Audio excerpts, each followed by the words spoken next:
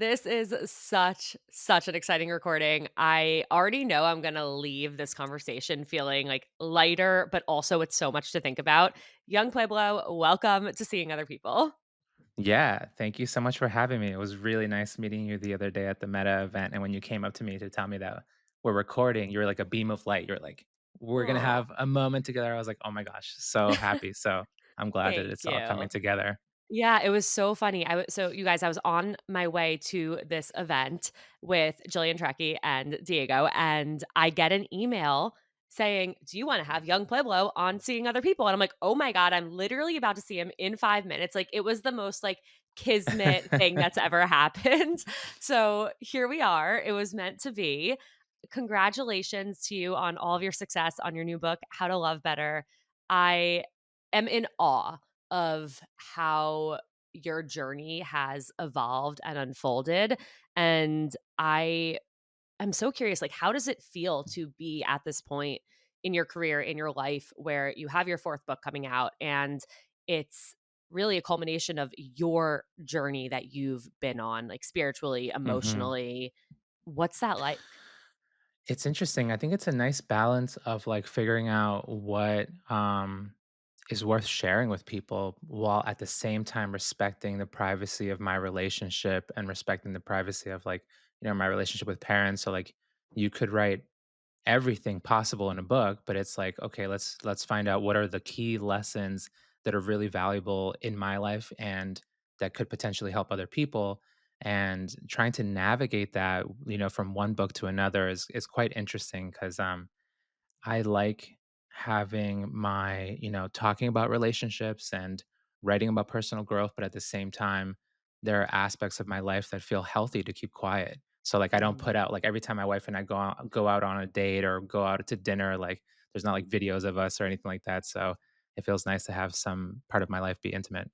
Yeah, I definitely relate to that. And it is hard to, there are some parts of your life where it could be helpful for other people if you were to Yeah. share it. But it's also your life and your partner's life, and you want to keep something sacred. It is very difficult to decide, like, what do I put out there? What do I not? But when you can make a decision about, like, this feels right in this moment to talk about this, to address it, to bring light to it, it feels so good to get it out there. It does, and it's interesting because I think with a lot of people who, are podcasting or writers, you're kinda, like, trying to find, like, what 30% or so of your life, like, feels important to talk about and or write about that connects with other people. Because it's, like, every Yeah. aspect so many aspects of my life are so mundane, like, me how much I enjoy watching, like, reality TV or something like that. It's not something I wanna write about. Right. Yeah, Yeah. people I mean, even my friends always say to me, they're like, "It seems like you're doing so much," and then when I talk to you, I'm like, "What's new?" And you're like, "Nothing." I'm like, "No, literally nothing is new." Like, I spent my weekend Yeah. reading and puzzling and taking my dog out. Like, Yeah. I don't do anything, but then, in some senses, I do. It's a weird thing to navigate, but here we are. Yeah, I'm So totally with you. Yeah. yeah. So in the past, you've written about healing, self discovery, emotional Mhm. maturity. How to Love Better is all about cultivating healthier, deeper love. Why this book? Why now? So when I went into my own like personal healing journey, like I was coming out of, years of drug abuse, of partying way too hard, just like pushing my body to the edge. And I had this moment, this like real, intense rock bottom moment where I almost lost my life because I was just pushing my body to the edge, just consuming so many drugs, so much alcohol. And one night, like I felt like my heart was going to explode. And I talked to a doctor about it later, and she said that it sounded like a mild heart attack. And that moment, just honestly just woke me up. It was like, I am totally misusing my life. I don't like the way my life is right now. So I stopped doing the hard drugs and I started on this like really slow journey towards personal development without the words personal development, right? It was just like all intuitive. And I was literally just doing the opposite of what got me to that rock bottom moment. So I started telling myself the truth. I started, like exercising. I started being more intentional with my words. I started paying attention to my emotions. And this all started the healing. And when I started meditating, that like took it to a whole nother level, all the healing. But all of that, I went into it honestly for, like, to save myself. Like, Yeah. and what I ended up getting was not only a better version of myself, but what I started immediately seeing was that there's an intrinsic connection between your personal growth and how you show up in your relationships. And to me, that was like the unexpected surprise of all this inner work was that the patience that I was developing with myself, the emotional resilience I was developing with like being able to just feel anxiety, sadness, all these things, they translate and they're skills that you can then use to show up with your partner during hard moments. And I was pretty surprised by that. So I knew I had to really like write about it and talk about this journey. Yeah, that's incredible. When you say you started telling yourself the truth, what do you mean by Mm. that? I mean, it sounds so simple, like looking back on it now, but I was avoiding the truth that I didn't feel good. Like I didn't want to admit to myself that I was, dealing with a ton of anxiety. Didn't want to, talk about all the sadness and like the hardship of growing up super poor and just trying to act like all of it was normal and that I could just like smoke it away or drink it away or party it away and I couldn't, I needed to just tell myself the truth. And part of the difficulty of admitting that truth to myself that I didn't feel good was that I didn't have any way to process how I felt. Like, this was the summer of 2011. So therapy was not as popular as it is now. I think like social media has had a big boost in terms of like the acceptance of therapy and how useful it is and how it should be part of people's lives. Same thing with meditating. Like meditating was not, it wasn't something that was like accessible to me at the time. So I didn't know how to process myself. And um, it was like daunting to just accept that I needed to help myself. Yeah. At what year did you and your wife meet? We met in the year 2007. Okay. So, So yeah. so you were already together when this was happening to you. Oh, yeah. Super chaotic. Yeah, it was Okay. very yeah, So many questions. yeah. What was it like for you and for her to, experience this? You had this big realization. You decided, okay, I'm going to make changes. That can be really scary in a relationship. On one hand, we want to grow together, but when we're doing individual work and when we're growing as individuals, sometimes people can grow in different directions. So Yeah. I'm really curious what this was like for your relationship as you were going through it independently. Yeah, I mean, the relationship, like, we were together for, like, off and on for about 5 years before, that rock bottom moment, and 6 years we were together, before I started meditating. And you were So, it was young. we were young, like, really young, like, she was 18 and I was 19 when we first met, and our relationship was just honestly super chaotic, and we had a lot of that sort of like natural organic magnetic attraction to each other, like we really did love each other, but we did not know how to care for each other at all, like we had such little emotional maturity, such little like self-awareness between the two of us. And when the journey started, I mean, one, she was happy to see that I was like trying to make some big changes because she saw how miserable I was. And she was really good about establishing her boundaries before, like, even all the partying and stuff like that, like, she would go out with me at night, but she wouldn't, like, consume as many things as I would or push herself to the edge in any way, and it was great seeing those boundaries, her, like, putting them in place, but I think it was a challenging time, like, just being able to really be with myself in a way that was totally new. I think and sometimes it brought us together and other times, like, I mean, there was one time where I needed to, I wanted to go just, like, be in nature for a while, and I went to Portland, Oregon, and I was working on a farm, and I lived there for, like, 3 months, and I was just, like, sleeping in a tent in the woods, and we were spending that time apart, but it was interesting that that time apart, made that, like, big realization that was like, "Oh, wait, actually, I need to marry this woman." Like, I need to be with her and not run away from the fact that, like, we have this, like, ethereal connection that Mhm. I need to learn how to take care of. Yeah. It's so cool to hear that, like, even amidst all the chaos, were able to have this clarity, and you were able to, Mhm. with that clarity, use it to not just like make this happen, but make it happen in a way where you could learn and grow from it. And like you said, like you didn't know how to take care of each other when you met. I'm sure like at that age you hardly know how to take care of yourself. Totally, And so totally. it's amazing that you were like, I she is my person. I want to be with her. And with that, I'm also going to, continue to work on myself so that I can be the best Mhm. for her. Yeah, it's funny, I don't think I've ever even mentioned this on a podcast before, but um after I did my first silent 10-day retreat, I remember at the end of it, it became so clear. I was like, "Oh, I wanna marry her. I wanna ask her to be my wife."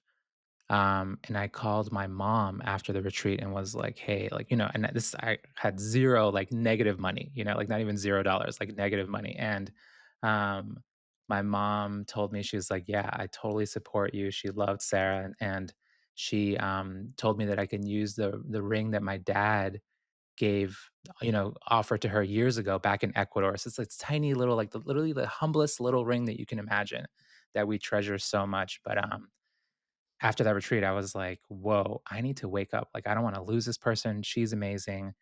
And it sort of lined up where I asked her to marry me. She said yes. And then, like, as the meditation journey continued and we both started going to courses, like, we were slowly, able to just build a new chapter between the 2 of us. Was there ever any hesitation on her part of like, nah, meditation's your thing. Like, you can do that over there. I'll stay over here and do my thing? Or was it just this thing that you guys both were willing to do and try and experience? Yeah, so in the very beginning, she also felt the, like, intuitive, desire to, like, go and try to do a 10-day retreat as well. The issue was that she was working at the time as a scientist, and her schedule was way more strict. So when I did my first course in September of, sorry, in July of 2012, she didn't do her first course until March of 2013. Mm, So she had to wait for a while to, let things settle at work. What was very interesting, though, was that when I had decided in 2015 that I had gone to enough retreats and I had seen so much benefit, like, even though I wasn't meditating daily at home, like, even just going to the retreats, I saw the way it was changing my mind for the better. And I talked with her and was like, "Hey, I wanna start meditating every day." And but meditating every day was like, meditating 2 hours a day, and that is, like, taking time from our interactions. So we had this, like, pretty serious discussion, and she was very supportive, but she was almost like watching to see if I would continue. Like, I'd start meditating 2 hours a day mhm. and see how long I could keep it up for, and she was kinda, like, watching me for a while and was like, "Oh, interesting, he's not giving up." And then she joined me and she started meditating an hour a day.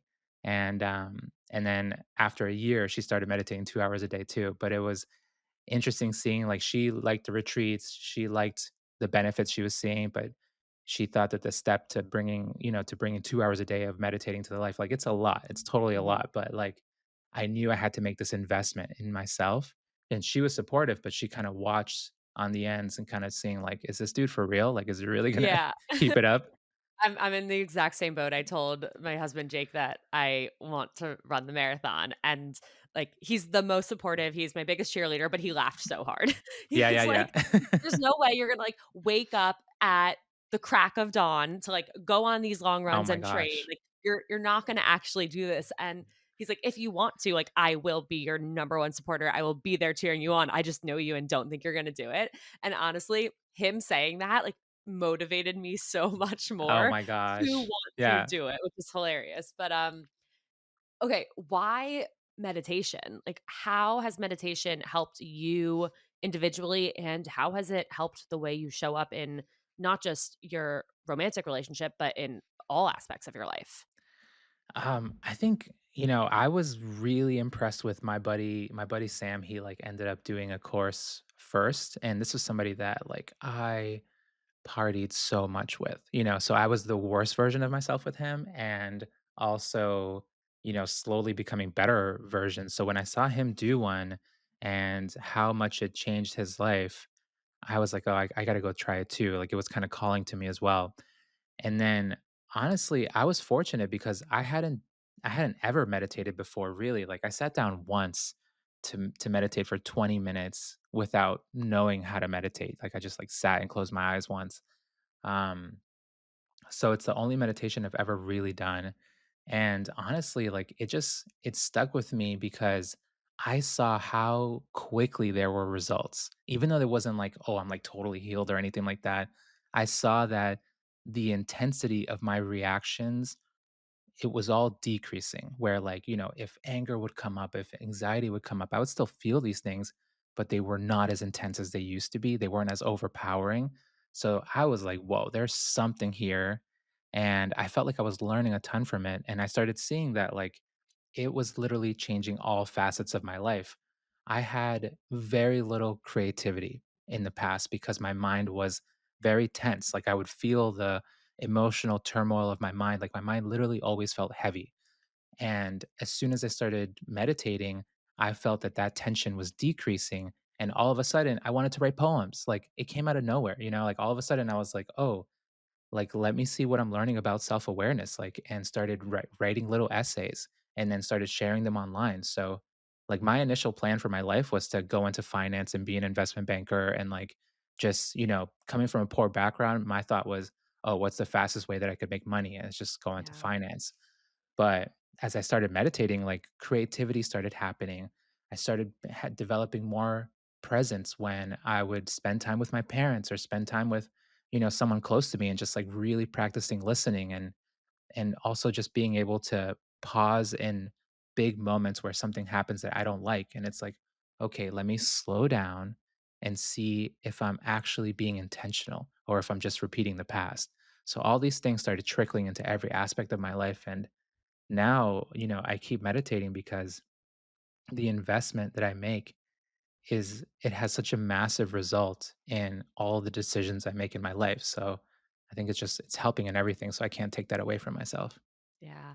It sounds like the way you're explaining it, like, things can happen, but they impact you less intensely. It almost sounds like day one of heartbreak versus like day three of going through that healing process where you can Mm, have a thought, but instead of it completely consuming you, you can like have the thought, let it pass. And it yeah, doesn't make you stop in your tracks and start to cry. It doesn't make you, spiral. It's really cool to hear how meditation can actually almost like mimic that and help you heal. I think that's yeah. really cool and, like, something that should encourage everybody to do it. It's a hard thing to get into. It is challenging to get into, and it's like you have to think about it the same way that you're, like, training for a marathon, right? Like, that's really hard. You're not just going to run a marathon. You need to train for it. In some ways, you need to train for life. And, like, when I go Yeah. away to long meditation retreats, like, what am I doing? I'm literally going to the mental gym. I'm taking my mind to the gym, and I'm developing specifically three qualities. I'm developing the quality of awareness, the quality of non reaction, and the quality of compassion for myself and for others. And those are three qualities that everybody has them in their mind, but they're not necessarily strong. You have to really build that muscle. And Mhm. I think building those three specific qualities has been just like a massive gift to my life. Yeah, absolutely.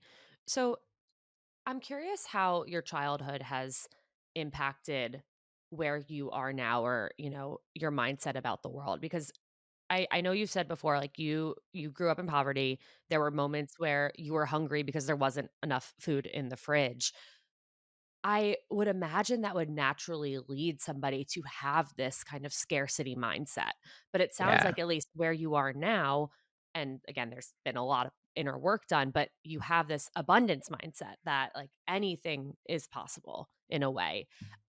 Why do you think that is? And do you feel like you at one point did have that scarcity mindset and it shifted, or has this just always been you? Yeah, I'm glad that you're using that word because that's the exact word that I would use for myself. Like, when I went into college, Um, I grew up in Boston in the inner city, And then when I went to university, I went to Wesleyan University in Connecticut, and that was just like a whole different world. Like, everyone there was so wealthy and had come from like literally the most elite private schools.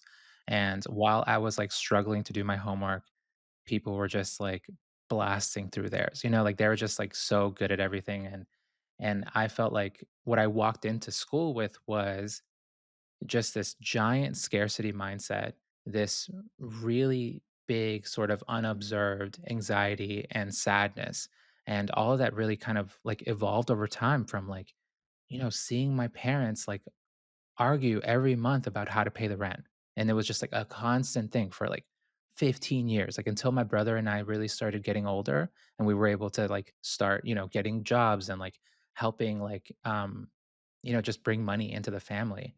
And seeing my parents fight about the rent, seeing my parents fight about putting food in the fridge, and just like this literally constant never ending struggle, like as a child, that made just such a big imprint in my mind. And my parents, they're smart people and they're very hardworking. Like my mom, she worked cleaning houses, and my dad worked at a supermarket.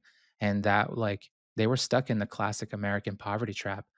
But I knew like as soon as I started meditating, all that conditioning, I started not only facing it and honoring the fact that it was there, but it's because I no longer fought it. I was never trying to like evade it or suppress it or anything. Through the act of just observing it, it started evaporating. And I think that is what slowly started melting away that scarcity mindset. And now the way I look at life is like, you know, I try to use the past as something that informs me, but I also know now from direct experience that, like, anything's possible. Yeah. I'm thinking of the people I know who went to Wesleyan. Oh, yeah? We probably Yeah. have some friends, yeah. Yeah, but it's just I mean, what an environment to go into. Yeah. I can imagine the culture shock that you felt, and it's crazy to think that, like, you are on this track to just go into finance, and now you're I mean, in so many ways, like, living this incredible, like, best version of yourself life that you get to make such an impact in, and it's so Mm, I love hearing people's kind of, like, origin stories to how they got to here because in a way, like, nobody plans to get here. Some people do, but I know. most of the time, it really is from life experience and so many twists and turns. No, and I literally had this moment just last week where I was signing, pages for my new book and, like, literally just sitting at the table signing pages for, like, an hour, and, and I turned to Sarah and I was like, "What the hell happened? Like, how the hell did we get here?" Like, this to me, it's like it's mind-boggling because it literally was never the plan, but I'm cool with it because um, I want to impact people in a positive way, so I'm fortunate that I even get the opportunity to, like, help people reflect because I don't have all the answers, but what I hope that people get from my writing is that whether they agree or not, they are just building some self-awareness for themselves around what they think. Yeah, for sure. When did Diego become young Pueblo? Oh, that was, like, a beautiful accident, like, I opened my, when all my homies started getting on Instagram, like, all my Wesleyan friends were, like, getting their Instagram accounts, I opened mine up, and I was like, "Oh, what's my name?" And I just wrote Young Pueblo, and Pueblo is, like, you know, I was born in Guayaquil in Ecuador, so to me, that word just, like, reflects the masses of people, and then when I started meditating, I started realizing that I'm really immature. Like, I have a lot of growing to do. But then I've always studied history really closely. It's like I joke, I make this stupid joke that history is my favorite sport. And and it's like it feels like humanity as a whole is devastatingly young and immature. Like we're so young. Like we can't do the basic things that we ask children to do. To Yeah. clean up after yourself, to share, to not To hit be each other, kind, to yeah. be kind, If you to don't have to anything nice to say, don't say it. yeah, to tell the truth, like Mhm. simple, simple Yeah, things that we ask of a 3-year-old, like we can't do that. So as a human collective, like that's why I kept the name Young Pueblo because we're young Pueblo, like we're young people. And it's not really about like other people, but it's a reminder to myself of like where we are in this arc of human history. And to me, that's why it feels fruitful and productive to keep focusing on, my own personal growth and writing about it so that other people can reflect on their personal growth. Because I think in our growth, are we going to develop the courage to start making better decisions as a human collective? Yeah, absolutely. It's such a good point that like we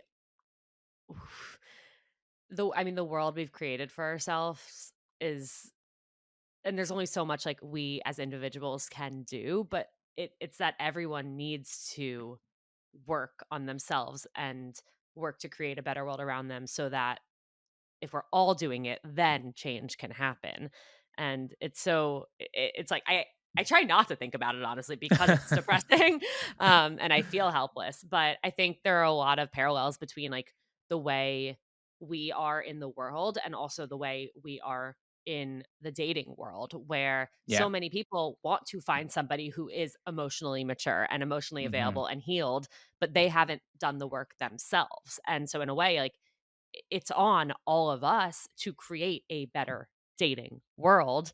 We all have to put in the time, put in the effort, ask ourselves the hard questions, tell ourselves the truth. And so many of us aren't doing it. But for those who are and who are really looking to find somebody who is emotionally mature, what are some signs that somebody is emotionally ready for love? Probably the biggest sign, and I look for this even in new friends. Like I think it's you can, whether you're dating or you're looking for a partner or friendship, it's like there's this quality, these two things really stand out to me. And it's one is just embracing growth in general. Like you could be like, it doesn't matter if you meditate, doesn't matter what, you can use whatever tool is connects with you, but if you have the willingness to grow, there is an important degree of humility there. And Mhm. because people are on very sort of different journeys, like, as I've been growing as an individual and Sarah's been growing as an individual, we've both struggled with different things. We've been in different places, as we've been developing different qualities. And so you can't expect your partner to be like lockstep with you, moving and, doing all the same stuff at the same time. But someone having the willingness to grow, it means that they're not that attached to their ego or their sense of self, and they're understanding that, like, there's a lot of learning involved in life. So that to me is like a beautiful example of like someone who can you can develop harmony with. The other Mhm. thing that's clear is like if someone acts like they know everything, it's a total like that's just a big red flag. Like if someone is just they have all the answers, they always have, like, an opinion for every single thing that comes out there. They're never, like, saying things like, "Oh, can you tell me more about that?" Or, like, asking questions about topics as opposed to just, like, having immediate answers and, like, hardened viewpoints on everything. I'm like, "There's something strange there." There's, like, a little bit of, like, insecurity there that makes me a little uncomfortable because I think the strongest people that I know are really comfortable being like, I don't even know what to make of this. Like let's consider it together. Let's like share what we both know and see if we can make a viewpoint together. Yeah. So also if there's somebody who acts like they know everything, then they're also going to do that with you. They're going to act Yeah. as though they know everything about you and the way you should be behaving, should be Mhm. acting, should be communicating. And that's not how a relationship works. No, no, and it's yeah, I think it's something that like you want someone who has that humility that's like, oh, like the same way that I might have strengths and understanding, that the other person might have something to teach me. And Mhm. the same way, like, like I read a lot about history, but my wife knows a ton about science. Like she was a scientist. So I'm not gonna pretend to know like when, articles come out about genetics and stuff like that. I'm like, yo, what is this about? Like tell me more Mhm. about this. Yeah, and I think one of the best parts about being in a relationship and any type of relationship, friendship, all everything is the ability to learn from somebody else and from Yeah. what someone's passions are and what someone's expertise is. Like we're not supposed to know everything. It's impossible to know everything. It's totally impossible, and our perspectives are highly imperfect, right? Like, we never have perfect information. Like, we don't know every single thing that's been written about a topic that we care about. So, there's always going to be gaps. And that's why humans thrive in community and collectives because Mhm. we need each other, like, Yeah. literally, to figure things out. Yeah. In those moments or periods of your relationship with Sarah where you weren't in lockstep, where you may have been on slightly different pages or been, one person a little ahead of the other in your growth journeys, how did you navigate that and, communicate your way through it in a way that was still effective but healthy? Yeah, I think the perfect example for that one is, after we started meditating daily, the both of us, we both realized that we were just tired of smoking and drinking.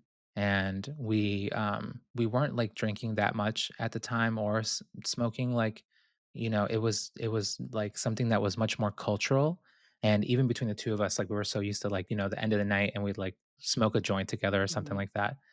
And but we both realized, and she realized before me, she was like, "Oh, I don't even like this stuff. Like, why am I even doing this? And I don't like how I feel the next day." And I was like, "Yeah," I was like, "I'm with you. I'm kind of over it too." So we had this period where um I think for 3 months, we both stopped at the same time, and she was super happy, and I was feeling a lot of tension around it. I felt like it was, like, morphing all of my friendships. I felt really odd being around my guy friends, and I felt like there were all these, like, ritualistic behaviors that I wasn't really aware of until I stopped partaking in intoxicants that became really clear, and I was like, "Oh, I don't wanna be outside of the group." And so we talked, and I was like, "Hey, I think I'm gonna start smoking and drinking again." And even though I felt like she was a little frustrated because she wanted the both of us to be on the same page at that time, and she also knew what I wanted, I was like, "I'm just gonna do this." I was like, I know I'm not gonna like it, but I just wanna dip my toes in that water again to just see what happens." And then I did, like, as soon as I started smoking again, and as soon as I started drinking again, I was like, "Oh, I hate this." Like, I actually don't really don't like this. And then I continued to do so for, like, maybe a month or, like, a month and a half, and then that was when I, like, stopped forever. And it was just an interesting time because I was really concerned about like, "Oh my gosh, like, what do I do on my free time, and what do I do when I'm with my friends? Like, are they still gonna wanna hang out with me?" And what I ended up learning was, like, there was a time period of, like, 4 to 5 months where it was difficult sort of, like, resetting our friendship so that my friends understood, like, I wasn't doing these things anymore, and also that they didn't feel, like, threatened by it because at first, like, some people were like, "What the hell?" Like, they were a little threatened by it, but, honestly, my real friends really didn't care, with Sarah and I think the same way that I gave her patience when, ideally, yeah, I would have loved for her to start meditating 2 hours a day the same time I was, but it took her time and she needed to like reset her life. She gave me that same patience back in Mhm. that moment. And I'm so grateful that I didn't feel rushed, that I felt accepted, and that I like was able to go on my like little sort of side quest and figure myself out real quick.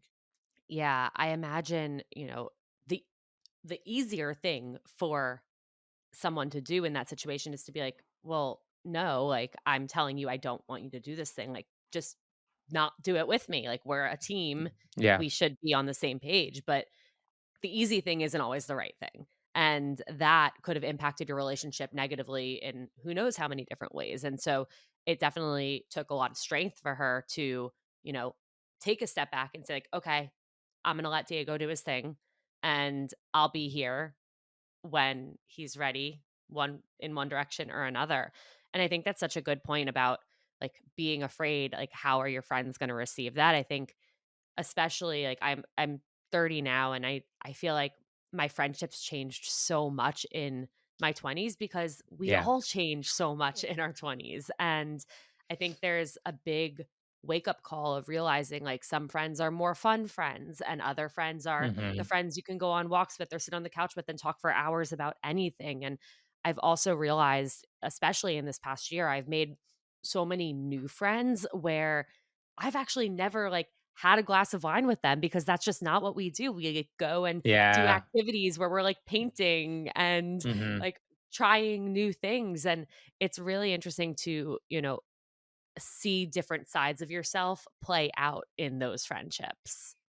I love that you're highlighting this because I think a lot of people put these like heavy expectations on friendships where like everybody who's my friend needs to be my best friend and they need to like, Yeah, fulfill all these like, help the entirety of my character feel seen. But the reality is like no, like I have some friends where we're just like comedians together. Like our job is to just be comedians and like we just make each other laugh and we have a good time and it's more lighthearted. And then there's other friends who like know every single like of the hardest moments of my life yeah, and that's because of the longevity that we've had together or but it's really healthy I think to have different people bring out different qualities in you. yeah. Well, also, it's healthy to have those different branches because you can't rely on your partner to Yeah. fulfill all of those needs for you, and I think that's something that a lot of people get wrong, and I think when I was single and looking for somebody in my early 20s, I was just I wanted someone to be my everything, and I put Yeah. so much weight on that where if there was a thing I wanted to do and they didn't wanna do it, that was scary, and to me, I was like, "Well, does that mean they don't wanna be with me?" Or if there was something that they wanted to do that I had no interest in, I would pretend I was obsessed with that thing because I thought I needed to be everything for them, and Oh yeah. to realize that that's not the case and you should have all of these other aspects of your life and people in your life, I think that's a really big, like, turning point in looking for your partner.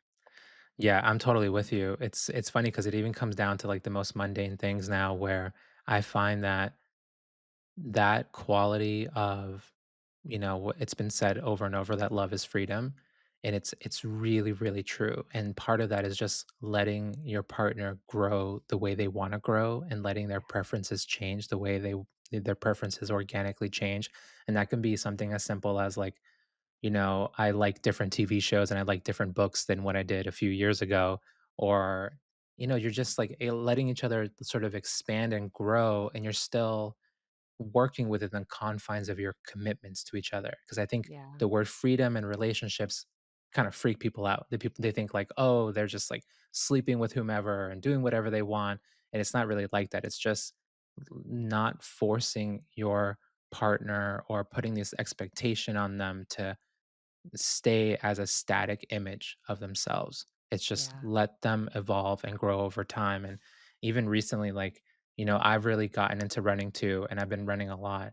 And Sarah just doesn't like running that much. So it's like, oh, yeah, it'd be wonderful if both of us were like, going out in the morning and like running 5 miles, but like, she's not into it. So, like, Mhm. so what? It's all good. Yeah, same.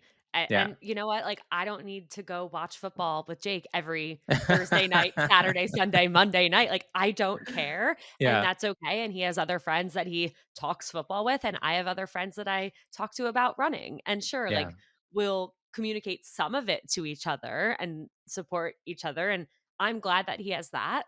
And I'm Yeah. glad that I now have something that's mine too. And if he ever does want to join me, amazing. But I don't need him to. Yeah, yeah, and I think that's that, you know, key lesson, like, love really is freedom, and if we're, Yeah. like, placing a lot of if you're approaching love with attachment, like an attachment mindset where and I'm talking like old school attachment, like, Mhm. the type that the Buddha talked about where you're like craving for things to exist in a very particular way, then the way at the attachments in your mind manifest through your actions, it manifests as control. And if you're approaching relationships with this air of control, like you're going to squeeze the life out of the relationship. So you don't want to like approach relationships through attachment. You want to approach them through high quality communication, through very clear commitments where you're supporting your partner in understanding like this is how I like my happiness to be supported and Mhm. making it clear and both of you having a good idea of how you like your happiness to be supported is like, you're basically setting each other up for success. I think that's so important. I know so many people who, they've wanted to find somebody, they've been dating and in and out of relationships and having they're not successful in the way that they quote unquote want to be, but now they're in their early 30s or their mid 30s and they've been single for so long and they've been so independent that they're afraid that being with somebody is going to take away their independence. They worry that they're going to feel suffocated, but I think to your point, like love is freedom. Like when you find the right person and when you build the right relationship, when you communicate all of the things that you need to communicate, it's not going to feel suffocating. It's going to enrich your life and add to your life, not take away from it. Yeah, I think that that quality of adaptability and flexibility, it really, I've been learning more about that through meditating because that's like one of the main sort of lessons that I get about the universe is that everything is always changing, right? Everything is changing at the atomic level, the biological level, the cosmological level. Like every aspect of this universe is in motion, and it feels like we're living in this like giant river that always flows forward. And I've been learning that you need to work with the universe and not against it. Yeah. So what does that mean for your relationships? It means like you can't be that attached. Like you can say, what you desire, but like your partner is not going to be able to perfectly support you every single time. You put the energy in, you do your best to try to find a balance of giving and receiving. But yeah, sometimes like mistakes are going to happen. There are going to be low moments. There are going to be, the same way that you have highs and lows in your individual journey, you're going to have highs and lows in your relationship. And you have to use the lows, like, use them as a point of enhancing your connection. Like, is there something there, especially if you're having an argument? Like, is some old wound or some old, some block coming up that is stopping us from being closer to each other, from understanding each other more? And I think we shouldn't be scared of the low moments. Yeah. Someone recently said to me that to kind of get through this standstill or this like fear, they wrote down what's in their control and what's out of their control. And Sick. realizing what was out of their control took so much pressure off of them Oh my to gosh. make everything as perfect as possible and to be able to just zero in on the few things that are in your control and give your energy to those was such a game changer, and I think that is so profound and something that we all would be so much better off if we could, build that practice into our lives. Yeah, totally. I think I love that. I haven't heard Yeah, of that done explicitly that way, but it's just so smart because when you just accept like how your range of control is literally just within this like small set of your actions, then it honestly just gives you a lot of freedom. It's like I'm gonna yeah, do my best, but then I have to see how the cards fall. yeah, and we'll roll with the punches like we always Yeah. do. What is one thing that you wish you had learned earlier about love? Mm. I think the other aspect of love that love is understanding. I think that is really really important because in the first half of our relationship, especially, Sarah and I were in this like constant blame game where it was like we were just whenever an argument would arise, it felt like a battle, and we would both parties would try to win. Both of us were just like seeing how can I take no responsibility and totally make it your fault. And we were constantly doing this to each other and we were both losing all the time. So slowly as we started meditating and especially like when the pandemic started happening, it made it very clear how the way we used to do things were it was not working and how we needed to sort of reposition the way we handled arguments to make them much more efficient and help the both of us feel seen more. And the best way to feel seen is to understand is like I'm understanding where you're coming from. And it just felt so valuable to switch from trying to win to trying to understand each other. And which basically just means like I'm just trying to see and listen to how the series of events moved for you. Like, how did Yeah. you get to this point? And then I'll share to you how I got to this point. And through that, you actually, find that if you really see your partner and they really see you, the tension just starts dissolving very quickly. I think that's also something we can learn to do with ourselves. Like Mm, self-love is so hard and we are so quick to, assume the worst of ourselves or be angry at ourselves for the situation we're in. But if we actually took the time to zoom out and think about how did we get here and why are we here and what good has come from why we're here and where do we want to be, we can have so much more compassion for ourselves too. yeah, totally. I think that that compassion that you build with yourself, like you're gonna take it with you wherever you go. And I really find that like, self love, if it's real, real self love, then it slowly starts opening the door to unconditional love for all beings. And it's not like perfect unconditional love, but you just start seeing that the same way that I struggle in my mind, others are struggling too. Yeah. And that is just such a helpful, insight that gives you a little more patience with people. It's a much better way to see the world. Yeah. Yeah. Yeah. This has been so, so incredible. I'm so honored to have you here. I absolutely love every second of this conversation and feel like we could talk forever. Um, Final question. This is the last question I ask every guest on Seeing Other People. What is the best piece of dating or relationship advice you've ever received or have to give?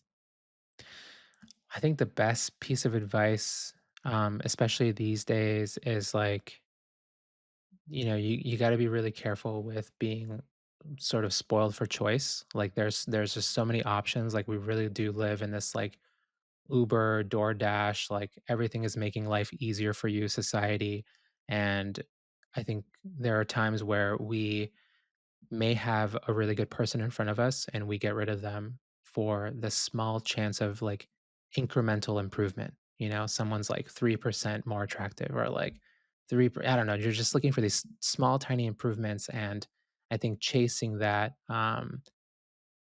is difficult because that mindset makes you think that like the person that you're dating or the person that you end up in partnership is going to make you happy. But that's not the reality. Like the happiness, like, at best, they can add to your happiness, and really to make a beautiful relationship, you have to build it with them. So it's not just gonna become automatic. So I think don't expect perfection. If you have someone good, build with them and be clear. Like, if you're interested in someone, just be clear and tell them and see if they're interested in you Yes. too. Oh, yes, 100,000%. This has been so incredible. Thank you so much for being here. Congratulations on all of the success. I'm so excited for so many people to get their hands on How to Love Better. Where can they find it? Tell us all. Yeah, How to Love Better, you can find it on books in bookstores, in Amazon. You can find it at your local bookstores too, at Target. It's going to be all over the place, and you can read along my Substack, youngpueblo.substack.com. You can also follow my Instagram, and yeah, I'm just excited for the book to get out there and hopefully help people. It absolutely will. Thank you again so, so much. Yeah, thank you too.